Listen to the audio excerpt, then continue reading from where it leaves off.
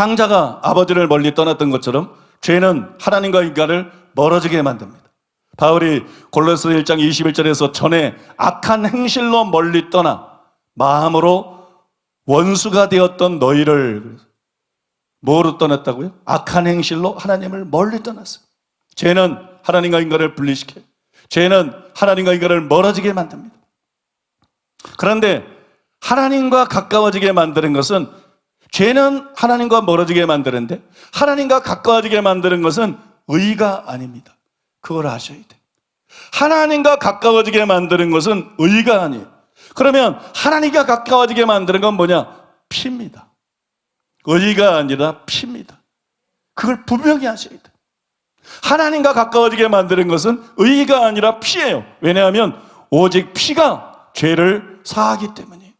죄가 하나님과 인간 사이를 분리시키고 멀리 떨어지게 만드는데 오직 피만이 죄를 사합니다.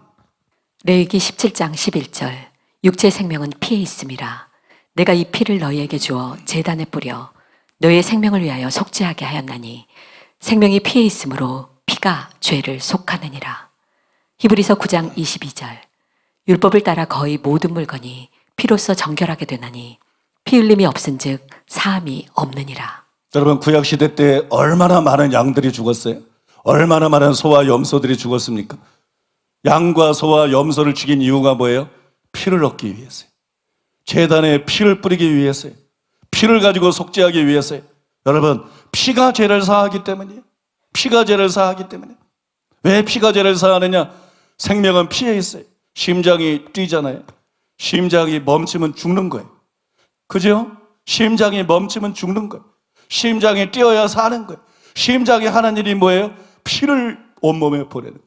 피가 가야 사는 거예요. 피가 가야 사는 거예요. 피가 안 가면 온몸은 죽는 거예요. 여러분, 고물줄로 손가락을 반지한다고 어렸을 때 묶고 자면 아침에 되면 새카맣게 손가락이 죽어요. 왜? 피가 안 통하니까. 피가 생명이라는 거예요. 죄의 삭은 사망이에요. 그래서 생명이 피에 있어요. 그래서 피를 흘려야 그 죄가 사해질 수 있는 거예요. 죄의 값이 지불되고 죄가 사해질 수 있는 거예요. 그래서 어떤 것으로도 죄가 사해지지 않아요. 선행을 의지하지 마세요. 여러분, 불신자들이 선행 의미하는데 착각입니다. 잘못 생각한 것입니다. 살인 저지르고 선행하면 살인죄가 없어집니까? 강간 저지르고 선행을 행하면 강간죄가 없어집니까? 강도죄라고 선행을 행하면 강도죄를 없는 거로 한답니까?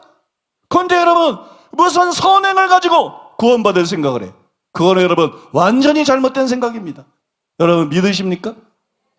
죄를 사할 수 있는 것은 피밖에 없습니다. 죄의 삭은 사망이기 때문에, 생명이 피에 있기 때문에, 그래서 여러분 피가 죄를 속하는 것이에요. 이 원리를 모르는 사람들은 무슨 기독교는 자꾸 피 타령이냐? 유교나 불교나 다른 종교처럼 도덕을 얘기해야지, 선을 얘기해야지, 자비를 얘기해야지. 무슨 샤머니즘도 아니고 무슨 피 타령이냐? 몰라서 하는 소리예요. 인간의 근본적인 문제는 죄 문제입니다. 믿습니까? 심각합니다. 죄 때문에 하나님과 격리되고, 죄 때문에 하나님과 멀어지고, 죄 때문에 하나님 있는 천국 갈 수 없어요. 죄 때문에 마귀가 있는 지옥에 가서 영원히 불타야 되는 가련한 존재, 불쌍한 존재가 인간인 것이, 인간의 심각한 문제는 바로 여러분 먹고 사는 문제가 아니라 인간의 가장 심각한 문제는 죄 문제인 것입니다. 그런데 여러분, 이 죄를 속하는 것은 피밖에 없는 것이에요. 그래서 여러분, 구약시대 때 짐승들을 잡아서 그 피를 흘려서 제사를 드렸습니다. 그런데 짐승의 피는 죄를 덮기는 하지만 죄를 완전히 사하지를 못합니다. 히브리서 10장 1절로 4절 율법은 장차 올 좋은 일의 그림자일 뿐이요 참 형상이 아니므로 해마다 늘 드리는 같은 제사로는 나오는 자들을 언제나 온전하게 할 수 없느니라. 그렇지 아니하면 섬기는 자들이 단번에 정결하게 되어 다시 죄를 깨닫는 일이 없으리니 어찌 제사 드리는 일을 그치지 아니하였으리요. 그러나 이 제사들에는 해마다 죄를 기억하게 하는 것이 있나니 이는 황소와 염소의 피가 능히 죄를 없이 하지 못함이라.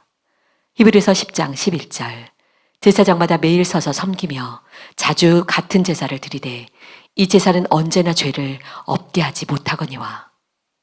제사는 죄를 얻게 하지 못합니다. 짐승과 황소의 피는 죄를 완전히 없게 하지 못합니다. 죄를 완전히 사하지 못합니다. 그래서 예수님이 오신 거예요. 황소로 됐다면, 염소로 됐다면, 양으로 됐다면 그까지 양 10만 마리를 죽이든 100만 마리를 죽이든 1000만 마리를 죽이든 1억 마리를 죽이든 하나님께서 여러분 당신의 독생자를 십자가에 달리게 내놓으시겠어요? 짐승들의 피로는 안 되는 거예요. 그러면 왜 짐승들의 피로는 안 됩니까? 짐승은 사람처럼 존귀하지가 않기 때문이에요. 가치가 다르기 때문이에요. 하나님은 존귀한 존재, 하나님의 모양과 형상대로 지음받은 존귀한 존재. 근데 짐승은 사람처럼 존귀하지 않아요. 그의 짐승의 치는 잠시 죄를 덮기만 하지 죄를 완전히 사하지 못합니다. 그래서 예수님께서 이 세상에 오신 것이 이 세상에 종교를 세우기 위해서 오신 게 아니고 교리를 세우고 가르치기 위해서 오신 게 아니고 석가처럼 온 게 아니에요. 공자처럼 온 게 아니에요. 마음에처럼 온 것이 아니에요. 무슨 계시를 가지고 마음에처럼 무슨 계시를 그 거짓 계시였지만 계시를 가져주기 위해서 온 것이 아니에요. 예수님은 피 흘리고 죽기 위해서 이 세상에 오신 것입니다. 믿습니까?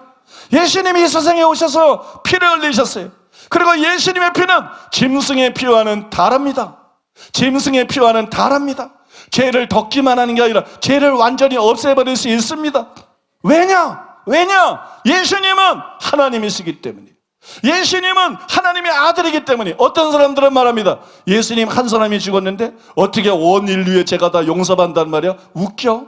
기독교인들 정말 어리석은 거는 그 사람들이에요. 예수님은 사람으로 오셨지만 한 사람이 아니고 예수님은 하나님의 친아들이십니다. 예수님은 하나님이십니다. 예수님이 흘린 피는 짐승의 피와 다릅니다. 사람의 피와도 다릅니다. 예수님이 흘린 피는 하나님의 피인 것이에요. 여러분 믿으십니까? 양 100마리가 중요합니까? 사람 하나가 중요합니까? 인류가 중요합니까? 하나님이 중요합니까? 예수님의 피는 하나님의 피인 것이에요. 사도행전 20장 28절에 보면 여러분은 자기를 위하여 또는 온 양떼를 위하여 삼가라. 성령이 그들 가운데서 여러분을 감독자로 삼고 하나님이 자기 피로 사신 교회를 보살피게 하셨느니라. 예수님의 피는 하나님의 피라는 거예요. 여러분 이걸로 충분한 것입니다. 왜 예수님 한 분이 돌아가셨는데 그 피를 믿으면 온 인류가 구원받을 수 있는가? 여러분 이거 하나로 충분한 거예요. 예수님은 하나님이기 때문에. 예수님의 피는 하나님의 피이기 때문이에요. 그래서 베드로가 말한 것이 베드로전서 1장 18절 19절에 보면 너희가 알거니와 너희 조상이 물려준 헛된 행실에서 대속함을 받은 것은 은이나 금같이 없어질 것이라 된 것이 아니라 오직 점없고 흠없고 점없는 어린 양 같은 그리스도의 보배로운 피로 된 것이니라. 왜 예수님의 피는 금보다 귀합니까? 은보다 귀합니까? 왜 예수님의 피는 보배롭습니까? 그분은 흠이 없기 때문에, 그분은 점이 없기 때문에, 그분은 죄인이 아니기 때문에. 죄인은 암만 죽어도 1000만 명이 죽어가고 온 인류가 죽어가도 그거는 여러분 의미가 없어요. 자기의 죄 때문에 죽는 것이기 때문입니다. 자기의 죄 때문에 죽는 것이기 때문에 전 인류가 죽어도 단 한 사람도 구원할 수 없습니다. 석가가 죽어도 공자가 죽어도 마호메트가 죽어도 아무 의미가 없습니다. 그러나 여러분 예수님의 피는 다릅니다. 그분은 죄가 없으시기 때문입니다. 그분은 흠이 없으시기 때문입니다. 그분은 의로우시기 때문입니다. 그리고 예수님의 피는 다릅니다. 왜냐하면 예수님은 하나님의 아들이시기 때문입니다. 예수님은 하나님이시기 때문입니다. 그분의 피는 하나님의 피이기 때문입니다. 그래서 여러분 예수님의 피는 우리의 모든 죄를 사하고도 남는 것입니다.